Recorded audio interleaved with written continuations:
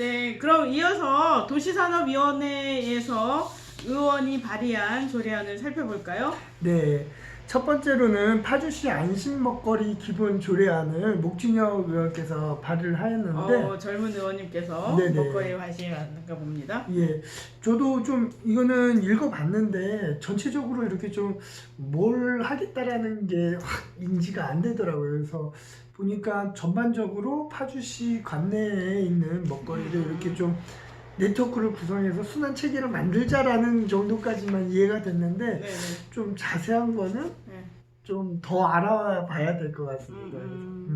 그러니까 파주시에서 먹거리라는 기본권을 위해서 5년마다 네네. 먹거리 안전 기본 계획을 세워라. 네네. 그리고 이걸 위해서 위원회를 설치하자. 이런 게 요지인 거죠. 그렇죠. 근데 이제 많은 일들이 사실 조례에 근거해서 공무원들도 일을 하고 또 이제 예산도 집행되는데 일이 구체성이 확보돼야 되지 않습니까? 네. 그리고 그래야만이 위원회도 제대로 되는데 이 중요한 문제 제기는 했지만 이 안에서는 구체성이 떨어진다라고 지적하시는 거잖아요.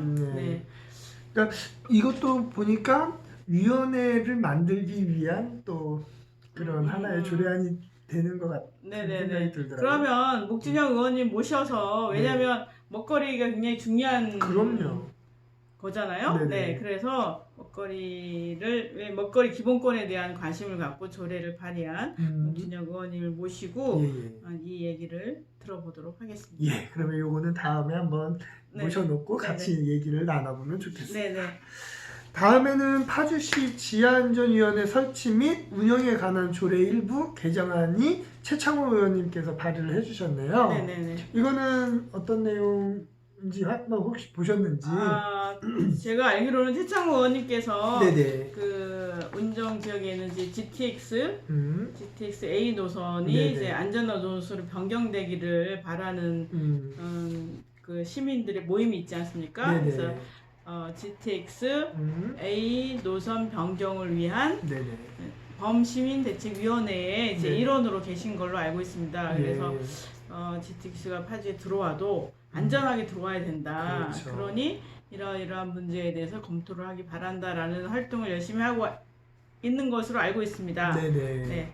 그 관련된 일인가요? 예, 맞습니다. 그래서 우선은 이것도 지하안전위원회를 설치를 하고 그 위원회에서 다룰 수 있는 안건이 있는데, 거기서 중요한 게 뭐냐면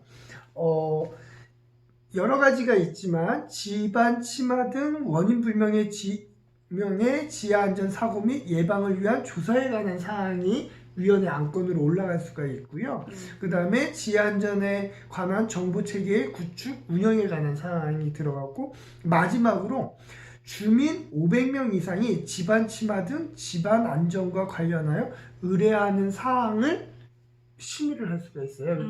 그래서 그 위원회에서 그거를 가지고 할 수가 있는데, 그러니까 주민들이 500명의 서명이 있으면은 그 지하안전 안전위원회를 열게 되어 있습니다. 30일 이내에. 네, 30일 이내에 예, 의무사항으로 되어 있는 거예요? 그렇죠. 근데 500명은 좀 많은 거 아닌가요? 예를 들면 이제 저 같은 경우는 이제 작은 아파트에 살고 있는데 이게 몇 명이더라? 하여간 근데 그 연립이나 이제 그 대단히 아파트 단지가 아닌 경우는 작은 단위에서도 치마가 어른하고 또 요새 싱크홀 이런 문제가 많지 않습니까?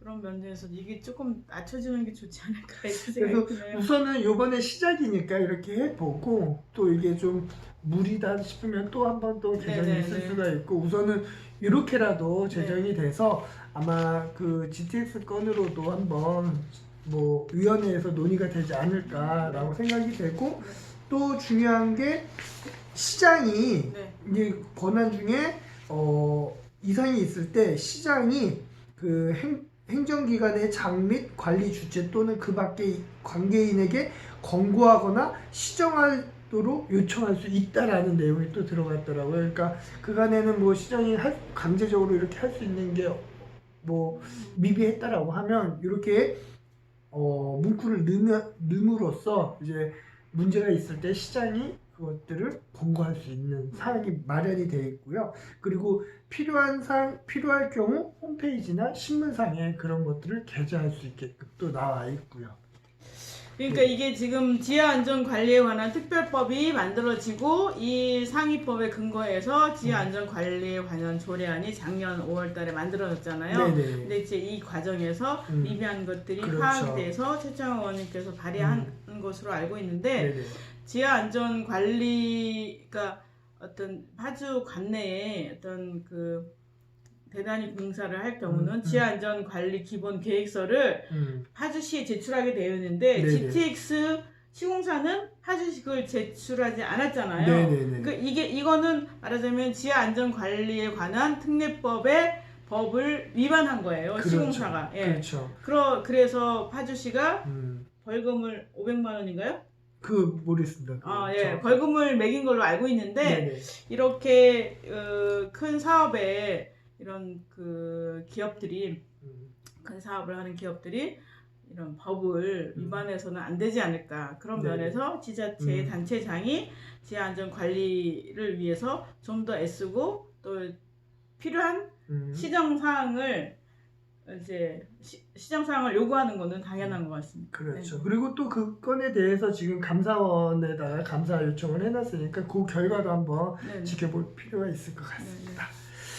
그 다음에 마지막으로 그 파주시 지역균형발전 지원조례 일부 개정안이 조인현 의원에 의해서 발의가 됐는데요. 네. 조인현 의원이 문산 지역이잖아요. 네네. 문산 그러니까, 가평 적성인데 굉장히 열심히 하고 예. 계시죠. 네. 그래서 뭐 아시다시피 파주에 사시는 분들은 남파주, 북파주 해갖고 북파주 어떻게 하면 좀 발전할 수 있을까 항상 이게 논의의 대상이잖아요. 그래서 이 조례안은 지역균형 발전 지원에 관한 조례안은 이미 있었는데 요번에 조금 더 개정을 한 내용입니다. 그 내용 중에 가장 특별할 거는 다른 것보다는 보통세 징수의 5% 이내 일반 회계의 전입금. 그래서 특별 회계를 만들자라는 게 가장 요번에 조례안의 큰 내용인 것 같습니다. 네네네. 균형 발전을 위해서 네. 특별 회계를 만들어서 네. 기금을 만들어서 이 특별 회계에 근거해서 균형 발전에 쓰자. 예, 이런 그런 것 얘기죠. 같습니다. 네. 그리고 뭐 위원회 구성에 있어서 조금 바뀐 부분, 뭐 크게 바뀌지는 않았고요. 그래서 뭐 위촉직 위원과 당연직 위원을 조금 더 구체화시켰다. 이 정도로 들어가면 될 것 같습니다. 그러니까 지역 균형 발전을 위해서 기존에 그러니까 시장과 각 국장들, 실무부서의 장들이 네. 이제 모여서 회의를 하고 있었다고 하면 이거를 이 조례에 근거해서 균형 발전 조례라는 법적 근거를 만들어서 네. 이를 추진하자라는 예. 거고 거기 덧붙여서 특별 회계를 만들어서 예. 이게 균형 발전에 쓰이도록 하자라는 예, 얘기죠. 그렇습니다. 네. 네. 그래서 오늘은 한번 요번에 제 220회 파주시의회 임시회에서 안건 발의된 의원 발의된 네. 그런 안건들을 좀 살펴보았고요. 다음 시간에는 뭐 시청에서 행정부 입법 발의한 그런 조례안들을 한번 살펴보는 시간을 가져봤으면 좋겠습니다. 네네. 그리고 또 이제 2021년도 예산이 있지 않습니까? 그렇죠. 그래서 예산에 대해서 미리 좀 검토를 해서 시민 여러분의 뜻이 결국은 정책이란 거는 예산으로 증명되는 거예요. 수치가 나오지 않는 조례안 내지는 정책이라는 거는 약간 이제 뭐죠? 뜬구름 잡기. 네, 그렇죠. 뜬구름 잡기죠. 말하자면 빌공의 공약이 될 수밖에 없는 건데 그런 면에서 시민과 관련된 정책들이 어떻게 펼쳐지는가는 예산을 통해서 분석돼야 된다고 생각합니다. 네. 그래서 2021년도 본 예산이 나오면 저희들이 분석을 해서 시민 여러분께 알려드리는 일을 하겠고요. 네. 관련해서 또 연구하시는 분들도 지역에 계신 분들도 모셔서 얘기를 나누도록 하겠습니다. 네, 알겠습니다. 네. 오늘은 이렇게 마무리를 할까요? 네네네.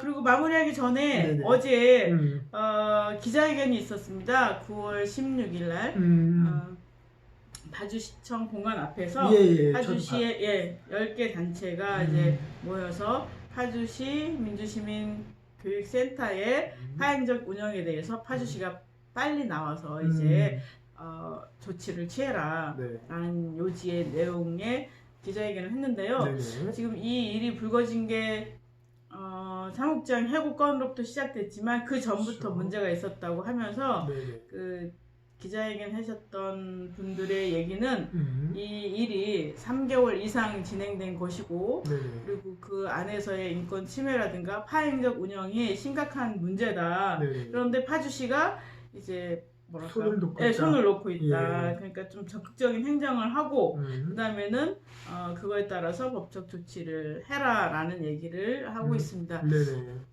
적극 행정이 돼야죠. 그렇죠.